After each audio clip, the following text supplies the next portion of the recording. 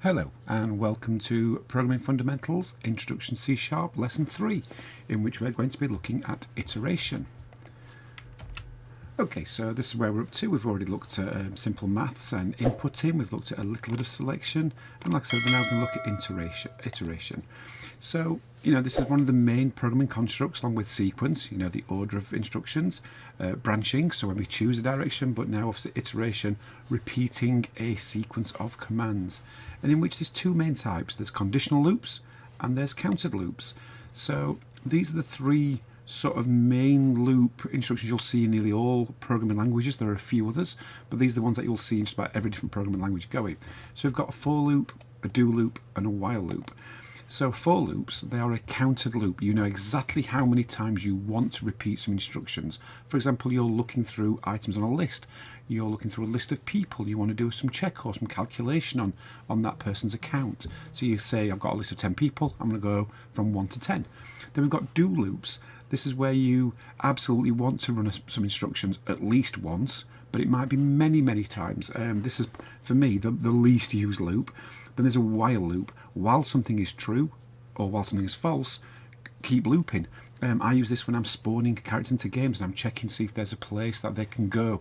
If I try to say, can't try this spot, and that spot's already full, we'll keep trying. We'll keep trying again until we find somewhere that we can spawn. So a while loop, it may never run, or it could run forever if that true is never set. For example, right now this PowerPoint is sat in a while loop while I don't press this X up here, keep displaying this slide. So it's sat forever in a while loop, as are many, many of your applications. So let's have a quick look at these in practice. So I've already created a new C# console application. I've already got my usual main function and a right line. I've changed the hello world to iteration. So let's have a look at a quick for loop. So if I just go for int, so I need an integer to count. It's really standard practice to use the letter I. Some people will wonder, why do we use I? Apart from I for being an integer, it's a bit like in maths when you're using x and y for coordinates, or a, b and c when you're doing your triangles in sort of Pythagoras and trigonometry. In programming we often use I, j and k. So I'm just going to say I equals 0, I less than 10, I plus plus, and the semicolon just separates each of these little instructions. And now I can put this into these curly braces, into these brackets, and whatever I do in here is what will be repeated. And again, like I've said before, we could copy and paste this into Java, into C++.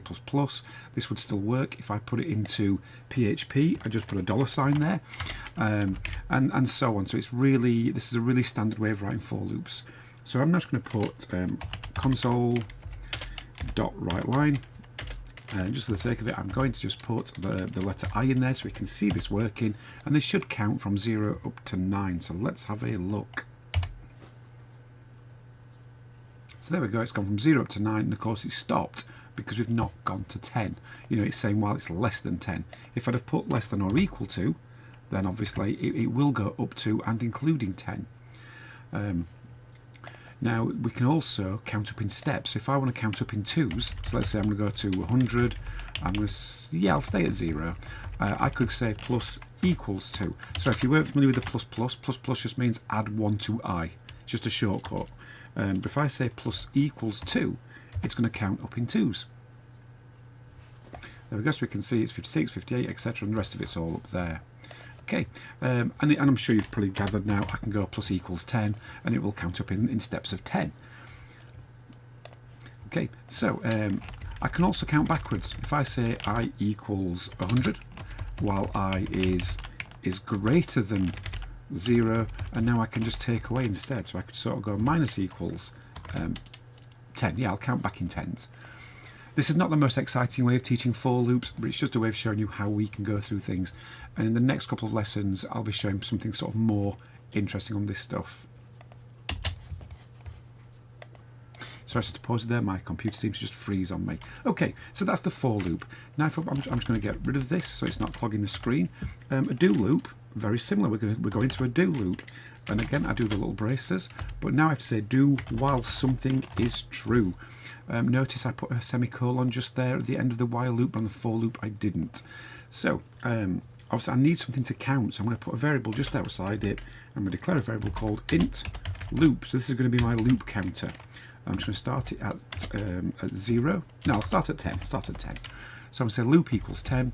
I'm just going to go console dot write line again, and this time I'm just going to say write line loop semicolon to finish the line. I'm just going to go loop minus minus, so it's going to subtract 1 away from whatever this variable is, and now I can say while loop is greater than 0, keep repeating this set of instructions. So now I'm just going to press play. There we go, because it's going 10 right down to 1. Obviously, it now gets them this command where I've discounted 10, so it goes down to 1, gets a 0, and while it's greater than 0, keep going back. Well, now it is 0, so it just exit and would continue with the rest of the program. And a while loop is pretty much the same. So like I said, you come here and it will always do this. Whereas if I just move this line and get rid of the do, get rid of the semicolon as well, because we don't need a semicolon because this is the whole continuous instruction. So while loop is greater than 0, keep doing this. So now it'll just go straight into that loop. So again, it's no different on the output. It's just the fact that the do loop will run once, a while loop may never run, or it could run forever. Okay, so that's our 3 basic loops, fairly straightforward. But now it's about putting them into actual into use. So let's look at a real application that we can use this for, something that is useful to you, which is an email checker. You might be writing a website, you might be writing a program where someone types an email address in, and you want to check if they've typed in a valid email.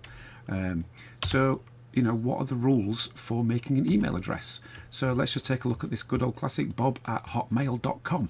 You know, what makes it an email? And most people will go, it's the @ sign. And that's true. If it's not got an @ sign, it's not an email address. So, you know, I'm dividing this whole string up. So it is a string. Each string, obviously, like I said in the last lesson, is a sequence of characters. So I can look at each individual character at a time. So this is basically an array. A string is a character array. It's a sequence of memory locations. So capital B will be in this case, memory location 0.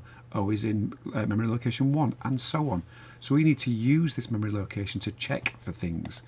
Again, this is something we will come back to, but having a look at what the difference between an array and a list is. So this is what makes an email valid. It's got an @ sign and it's got a dot. There's, you know, it still might not be valid, but we're not worried too much about that right now. So it has to have a character, at least a character before the @ sign. There has to be some characters after the @ and before the dot, and then some characters after. We can't check if it's a .co.uk or a .com or a .org or anything like that, because they introduce new extensions on a very regular basis. It would be very difficult to keep up with, and that's why people send out verification emails. So let's go and have a quick look at how we can make a very simple one. So if I just type in, for the sake of keeping this tutorial short, I'm not going to worry about asking the user to enter the email address, but I could just do console.readline, you know, email, etc. So string email equals bob@hotmail.com. I have no idea if this is a valid email, by the way. I've never tried it. I've never sent Bob an email. So I've declared this email address. It's a string. Like I say, I could have gone string email equals console.readline, but you'd have to see me typing in over and over again. So now I'm just going to check, is there an @ sign? Now if we think back to last lesson with data types, I want a Boolean. So I'm just going to say Boolean found at. I can't use the @ symbol in this, so I'm just going to say a found at equals false. So I'm just going to look, have I found an @ sign? So again, I'm going to use a for loop because I know how long this email address is. I know how many characters it is, so I know the length. So I don't need to do a while loop or a do loop. So I'm just going to say for int, what should I call it? So now normally I just go with I, so I'm going to stick with I because it's kind of standard, equals 0. So we're going to look at the first one. I less than. Now I could count this, you know, 1, 2, 3, 4, 5, etc., but I don't need to. I can just type in email.length and then I++, because the computer knows how long the string is. And now I can look at each one. Now to show how I can do this, I can go console.writeLine. So I was thinking whether to just do WriteLine or not. And I can just sort of say WriteLine email. Oops, missed my keys there. Email square bracket I. And this is going to output each individual character just to show how this works. If I just press run, we'll see it's looking at each letter in turn as it goes through. So now I can check each one. I can go if email, obviously square brackets again. Square brackets allow us to to check it. So for example, you know, we can see this in a table, so think of it, it's inside a cell, it's inside a square box, square brackets. So email I equals, now because we're looking at a character, we're not going to use double quotes, we're going to use single quotes, and I'm just going to say if it equals an at, then we can say found at equals true. So again, like I said, mentioned last week, I've got the equals means assignment. I'm copying this information, this data, into this variable, just like I've done it there. Single equals, I'm copying false into found at. But this one was double equals because I'm saying are they the same as? It's checking for equality. So now I'm saying found at is true. And now after I've done my for loop, I can just go, so another selection from last week, last lesson, found at, if found at equals true, and I can put a little message and just say console.writeLine email okay. Okay, so that's it. And, well, actually, I'll show you one extra bit. I can now do the else, and again I can go console.writeLine email invalid. You know, I could put a more meaningful message there. So again, let's have a quick look. Let's just quickly try it. Email okay. Now obviously it's not okay. We've only checked for the at sign, and this is really where I should be replacing this with a console.readLine so that you can keep checking and testing with and without at signs. This is really not good enough. So obviously this would be a good time if you want to pause the video and see if you can do the rest independently. If not, stick around and I'll continue to show you how we can do it slightly better. Okay, so I'm not going to have a Boolean because if we go back to the rules, you know, must be an at sign and then a dot. Now there can be a dot before it as well. You know, I've seen things like, you know, Bob dot, Microsoft at, but there needs to be a dot, at least one dot after the at sign. So I'm going to check where they are. So I'm actually going to change this to an integer. I'm going to set this to -1, so that, because I want to start looking at 0. So right now, if it gets to the end and it's still at -1, then it's not been successful.